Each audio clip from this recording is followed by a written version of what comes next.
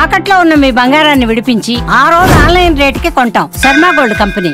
అపురూప కవలలు, ఆనందాల కలువలు, తల్లిదండ్రుల ప్రేమకు ప్రతిరూపాలు. వారిపై ఎన్నో కలలు, కానీ కన్నీళ్లే మిగిలాయి. తాగిన పాలే విషమై ప్రాణం తీశాయి. ఒకేసారి జన్మించిన వారు ఒకేసారి మరణించి 5 ఏళ్లకు రోదన, ఆప్తులకు తీరని వేదన మిగిల్చాయి.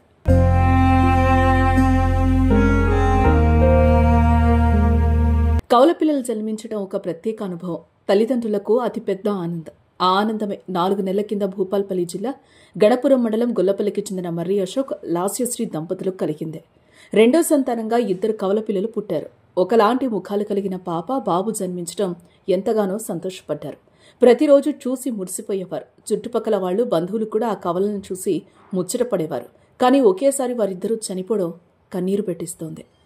కాన్పు తర్వాత లాస్యశ్రీ పుట్టిల్లైన నగరపల్లిలో ఉంటుంది. 2 నెలలుగా కవలలకు పాలు పట్టేందుకు లాస్యశ్రీ ఒకే కంపెనీకి చెందిన పాల పౌడర్ ప్యాకెట్లు వాడుతోంది. శుక్రవారం సాయంత్రం అదే కంపెనీకి చెందిన కొత్త పౌడర్ ప్యాకెట్ను కొని తెప్పించిన లాస్య శనివారం ఉదయం 8 గంటలకు ఒకసారి, 2 గంటల తర్వాత మరోసారి శిశువులకు ఆ పౌడర్తో పాలు కలిపి తాగించి పడుకోబెట్టింది. గంటసేపటి తర్వాత చూస్తే బాబు ముక్కులోంచి పాలు కారడం కనిపించింది.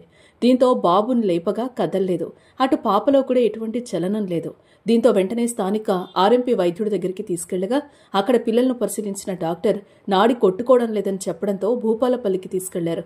కానీ అప్పటికే పిల్లలిద్దరూ చనిపోయినట్లు వైద్యులు చెప్పడంతో తల్లి గుండె చెరువైంది.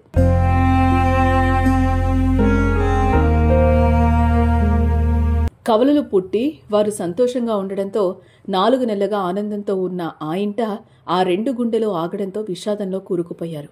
పిల్లల మరణాన్ని తల్లిదండ్రులు భరించలేకపోతున్నారు. అయినా వాళ్లు కన్నీరు మున్నీరవుతున్నారు. ప్యాకెట్ పాలే వికటించి 2 కవలలు చనిపోయారని ఆవేదన వ్యక్తం చేస్తున్నారు. మరోవైపు పాల పౌడర్ డబ్బాపై ఎక్స్పైరీ డేట్ పరిశీలించగా ఈ ఏడాది ఆగస్టు వరకు ఉంది. తల్లిదండ్రుల ఆరోపణలతో పిల్లలకు ఉపయోగించిన ఆ పాల పౌడర్ను పరీక్షల కోసం పంపారు.